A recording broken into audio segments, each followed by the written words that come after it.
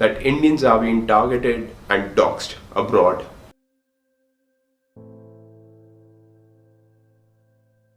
Hello everyone, welcome back to this channel.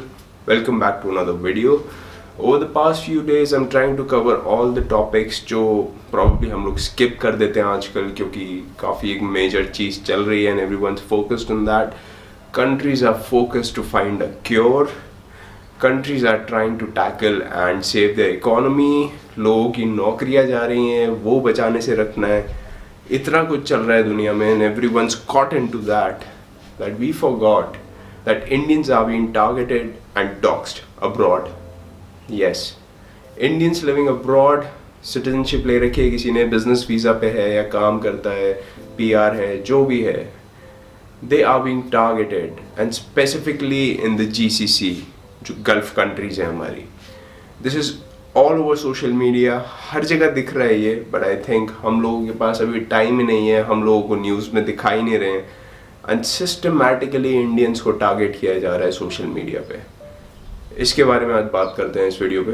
Let's get into it. अभी मैं आपको screen पे थोड़े स्क्रीनशॉट्स दिखाता हूँ and these are all Indians working in the GCC Gulf countries में and who have in some form or another supported the Indian government's policies. I don't see anything wrong with that if you're a citizen of India and if you agree with what the government is doing. These people have been systematically reported to the Gulf countries and their respective authorities citing कि ये लोग anti इस्लाम या फिर anti gulf या फिर anti national interest रखते हैं कि जिस कंट्री में लोग काम कर रहे हैं because they are supporting what their government does back in India.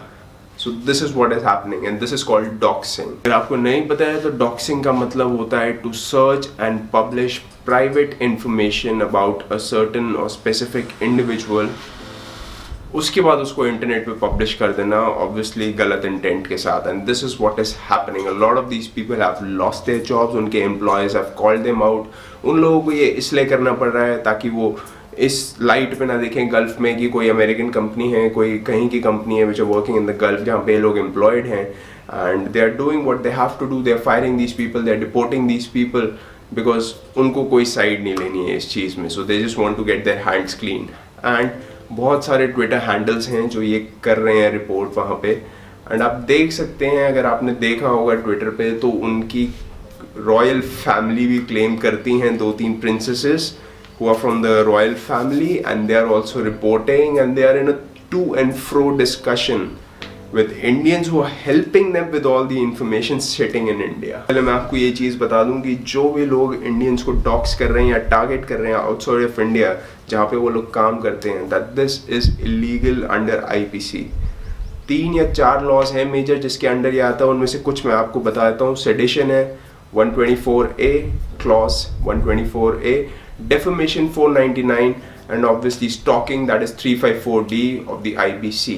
तो अगर मैं ये उन इंडियंस के लिए बना रहा हूँ जो इंडिया में बैठ के ये काम कर रहे हैं, बाहर रिपोर्ट कर रहे हैं हमारे इंडियंस को, and this is leading to a loss of job, livelihood, home, house.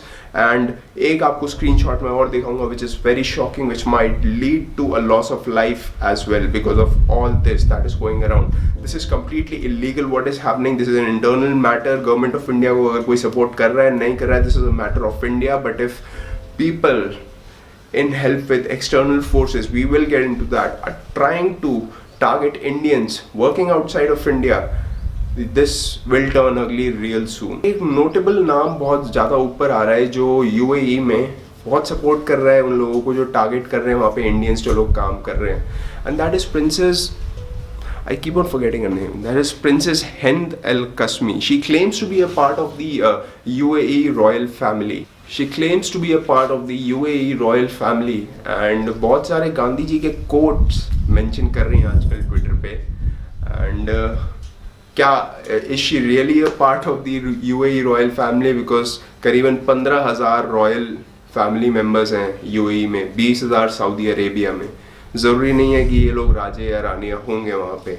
Just a part of royal family. Her parents were normal professionals. She herself is a professional. She had mentioned it on her Twitter कि वो author है, entrepreneur है, architecture है, she studied marketing और बहुत कुछ पढ़ा है. She qualified to be a royal over there just because she has a princess and a blue tick next to her ID. she's coming on Indian news.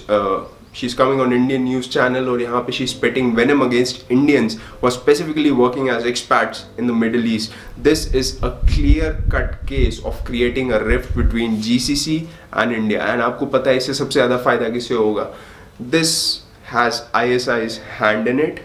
Yes, इसके आगे भी हम लोग घुसेंगे क्योंकि जितने भी आप ये देखेंगे ना जो मिडिल ईस्टर्न ट्विटर हैंडल्स हैं who are actually reporting Indians to their authorities over there, 3 stages में ये काम हो रहा है. इंडियन वहाँ पे कोई काम करता है, उसने सोशल मीडिया पे लाइक कर दिया, शेयर कर दिया इंडियन गवर्नमेंट की पॉलिसी, ठीक है.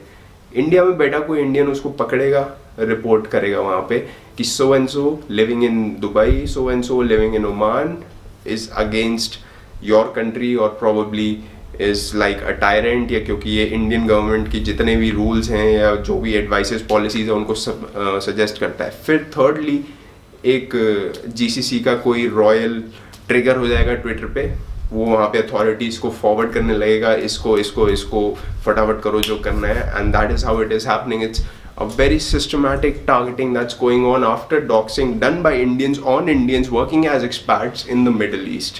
तो ये जो प्रिंसेस हिंद एल कस्मी है, she is not a real princess, she just has that title. ये किसी कतर के रॉयल फैमिली में ही she was married but eventually got divorced.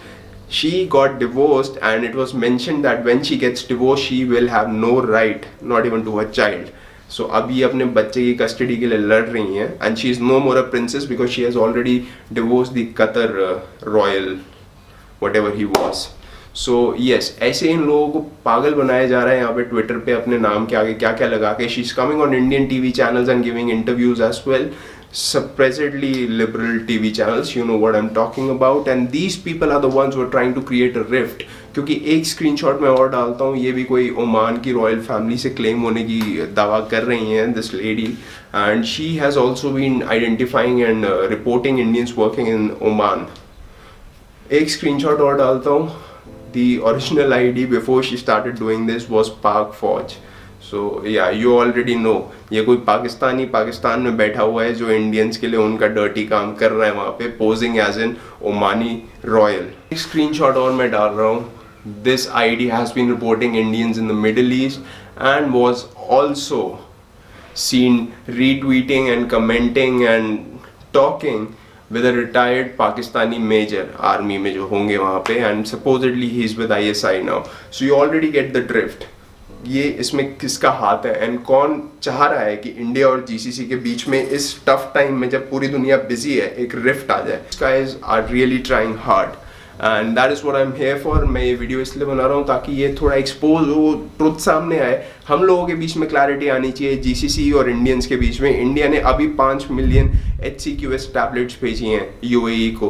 I don't think if we had any kind of animosity against them, इस tough time में we could have backed off easily, but we did send them 5 million tablets. And there has been an hence and forth between India and GCC. Cordial terms रहे हैं हमेशा. हमारे जो नए PM आए हैं, he has personally visited most of them. And ये जो भी एक्सटर्नल फोर्सेस कर रही हैं, I don't think we should allow them to get away with this. This is 5th generation warfare that has been enforced on India by cyber cells of our neighboring countries. और अगर हम ये वाला warfare हार गए तो there is no point of being an IT giant या फिर IT superpower in this so-called world. Any चीज़ और हुई है इसमें that Sonu Nigam is also being reported because of a comment that he made probably long back on Twitter, and मुझे नहीं लगता वो गलत था. मैंने सोनू निगम के सपोर्ट में क्या बोला है, but you see the sick mind of these anti-Indians who are targeting Indians abroad and trying to create a rift between two friends, the GCC and India. तो anti-Indian जो बंदा है, I think they should be booked under IPC. Our police, our cyber cell should take complete action. सबको book करना चाहिए. And I think our Ministry of External Affairs should come out and should help all Indians who are being targeted abroad, जो expats की तरह बाहर रहते हैं, PR लेके बाहर रहते हैं. I think it's high time we acknowledge that this is war being imposed upon us, and we should not back down from this because this is something which falls into our arena. We are an IT giant. लेना पड़ेगा इस बार stand हमें, and this is not conventional warfare. So guys that's it for this video. अगर आपको ये video ठीक लगी है, पसंद आई है, तो शेयर करो इसे, लाइक करो मत करो, शेयर करो इसे। And yes, if you want subscribe to the channel down below. I will see you guys soon. मेरा ट्विटर आईडी, मेरा Instagram ID. That's it for this video. I will see you soon. Bye.